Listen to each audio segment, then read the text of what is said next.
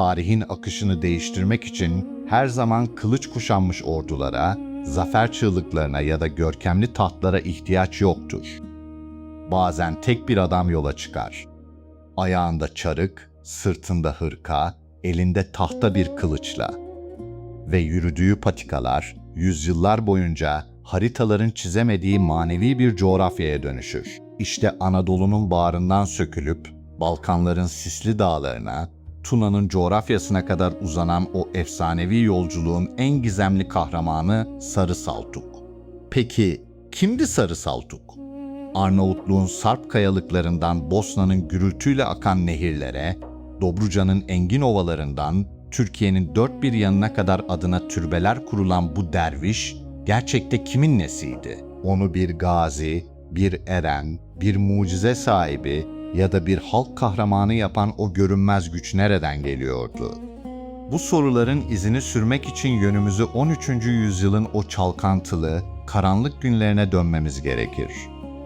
Anadolu Selçuklu Devleti'nin Moğol kasırgasıyla un ufak olduğu, insanların yarın kaygısıyla çaresiz kaldığı bir çağda, Horasan irfanı bu topraklara yeni bir nefes taşıyordu. Sarı Saltuk'un hayatına dair resmi arşivlerde ya da soğuk tarih yıllıklarında satır satır yazılmış kesin biyografiler bulamazsınız. Onun hakiki varlığı, 15. yüzyılda Ebu'l-Hayr Rumi tarafından yazıya geçirilen Saltukname'nin sayfalarında ve ünlü seyyah İbn Battuta'nın seyahatnamelerinde bir meşale gibi parlar. Ancak araştırmacıların birleştiği asıl gerçek şudur: o, Hacı Bektaş Veli'nin irşadıyla Rumeli topraklarına adım atan, Anadolu ile Balkanlar arasındaki o muazzam manevi köprüyü ilk kuran ulu halifelerden biridir. Onun görevi yalnızca yeni coğrafyalara yürümek değildi. O topraklara sevgiyi, adaleti, hoşgörüyü ve insanı merkeze alan o sarsılmaz erdemi ekmekti. 15. yüzyılın ikinci yarısında Türkmen boyları kafileler halinde Dobruca'ya doğru süzülürken, Sarı Saltuk bu büyük göçün ve manevi yürüyüşün en önde giden rehberiydi. Bugünkü Romanya ve Bulgaristan sınırları içinde kalan Dobruca, onun irfan bayrağını açtığı ilk kalesi haline geldi. Ancak Sarı Saltuk'u tarihteki diğer figürlerden ayıran çok sıra dışı bir nitelik vardı. O, yalnızca Müslüman toplulukların hürmet ettiği bir eren değil, farklı dillerden, farklı dinlerden ve kültürlerden insanların da sığındığı adil bir bilgeydi. Balkanların Hristiyan halkları, onun adaletine, alçak gönüllülüğüne ve kimseyi ötekileştirmeyen kapsayıcı yüreğine hayran kalmıştı. İşte bu yüzden onun adı, farklı inançların hafızasında ortak bir merhamet simgesi olarak yer etti. Sarı Saltuk hakkındaki menkıbeler, bu manevi olgunluğun halk zihnindeki en çarpıcı yansımalarıdır. Sözlü kültürde onun, çaresiz kalan insanlara beklenmedik anlarda yetiştiği, darda kalanların imdadına koştuğu, çetin doğa koşullarını ve dağları aşarak adeta zamanı ve mekanı büktüğü anlatılır. Alevi Bektaşi geleneğinde bu kerametler hiçbir zaman sıradan bir gösteriş olarak okunmaz.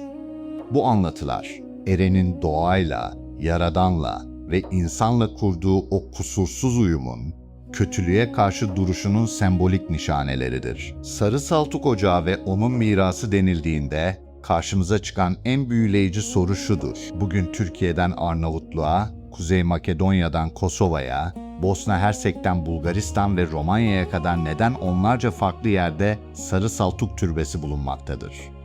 Tek bir insan aynı anda kaç coğrafyada yatabilir?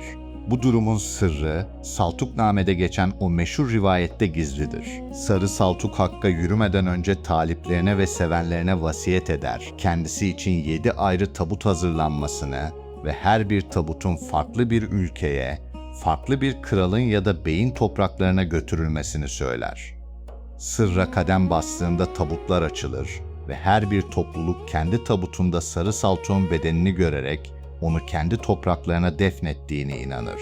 Tarihçiler ve araştırmacılar için bu muazzam anlatı, fiziksel bir defin olayından çok daha derin bir sosyolojik gerçeği ifade eder. Sarı Saltuk o kadar büyük bir etki alanı yaratmıştır ki, ayak bastığı her coğrafya, her şehir ve her topluluk onu sadece kendi öz evladı olarak benimsemek istemiştir. O, tek bir türbeye hapsedilemeyecek kadar geniş bir coğrafyanın ortak vicdanı haline gelmiştir. Blagay tekkesinde, buna nehrinin kaynağından süzülen suda, Kuruca Dağı'nın zirvesinde, Baba Dağ'ın engin ovalarında, her yerde onun nefesi vardır. Osmanlı Devleti 100 yıllar sonra Rumeli topraklarında ilerlerken, karşısında tamamen yabancı ve düşman bir dünya bulmadı. Çünkü Sarı Saltuk ve onun izinden giden o serden geçti dervişler. Girmedik bir tek gönül, çalınmadık bir tek kapı bırakmayarak o çetin coğrafyanın manevi zeminini çoktan hazırlamıştı. Onun adına kurulan tekkeler, asırlar boyunca yalnızca duaların edildiği kapalı ibadethaneler olarak kalmadı.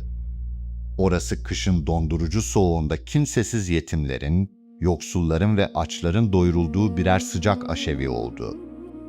Gecenin karanlığında Sarp Dağı yollarında kalan, kimsesiz yolcuların sığındığı güvenli birer kervansaray oldu. Gençlerin edeple, ahlakla, nefis terbiyesiyle ve insan sevgisiyle piştiği sarsılmaz birer irfan okulu haline geldi. Balkan Bektaşiliğinin o zarif ve kuşatıcı harcı, işte bu tekkelerde Sarı Saltuk'un elleriyle yaktığı o lekesiz çırağı ile yoğruldu. Sarı Saltuk'un bıraktığı izler, yalnızca eski zaman hikayelerinde birer hatıra olarak kalmadı. Bosna Hersek'te, buna nehrinin kayalıklarından hırsla çağladığı o görkemli Blagay tekkesine baktığınızda, onun ruhunun hala o sularda yıkandığını hissedersiniz. Arnavutluğun bulutlara komşu Kuruca Dağları'ndaki o mağara makamına çıktığınızda, rüzgarın getirdiği o derin sessizlikte onun nefesini duyarsınız. Romanya'nın Dobruca ovalarında, Baba Dağ'ın o kadim toprağında yakılan çerağlar, onun bu coğrafyaya attığı ilk manevi imzanın ne kadar derin olduğunu fısıldar. Farklı dilleri konuşan, farklı bayrakların altında yaşayan halklar, yüzyıllardır bu mekanlarda aynı hürmetle eğilir, aynı dualarda buluşur. Aradan 700 yılı aşkın uzun ve çalkantılı bir zaman geçmiş olmasına rağmen, Sarı Saltuk adı zamanın o acımasız ve yıpratıcı çarklarına asla yenik düşmedi. Savaşlar geçti bu topraklardan. Sınırlar kanla ve kalemle yeniden çizildi, görkemli krallıklar birer birer yıkıldı, kadim şehirler isim değiştirdi. Ama onun hatırası, insanların kalbindeki o sarsılmaz korunaklı kalede ilk günkü tazeliğini ve kutsallığını korumayı başardı. Bugün hala cem meydanlarında huşu içinde dönülen semahlarda, bağlama tellerinden dökülen o hüzünlü nefeslerde ve edilen gülbenklerde onun adı büyük bir hürmetle anılıyor.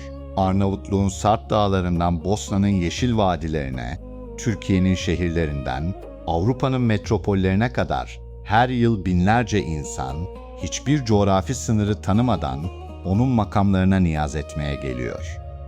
Aynı sofrada lokmasını paylaşmaya, aynı çerağın huzur veren ışığında bir olmaya ve o asırlık kadim atmosferi yeniden solumaya devam ediyor. Çünkü Sarı Saltuk'un bu dünyaya bıraktığı gerçek ve en büyük miras, ne kılıçla fethedilmiş kanlı topraklar, ne de zamanla ufalanıp yok olacak olan soğuk taş duvarlardır. Onun bıraktığı hakiki miras, insanı cinsiyetine, diline, ırkına ya da inancına bakmaksızın kucaklayan o engin hoşgörü dilidir. Rızalık üzerine kurulmuş, adaletli, vicdanlı ve ahlaklı bir yaşam biçimidir. Ve en önemlisi, Anadolu ile Balkanlar arasında kurulmuş olan ve dünyada hiçbir siyasi gücün yıkamayacağı o sarsılmaz gönül köprüsüdür. İşte o köprü, bugün de ilk günkü gibi dimdik ayakta duruyor. Sarı Saltuk'un sesi. Buna nehrinin coşkulu akışında, Rodop dağlarının rüzgarında ve iyiliği, adaleti arayan her insanın vicdanında yankılanmaya devam ediyor. Ve bu kutsal yol, insanı insan sayan canlar var oldukça asla son bulmayacak.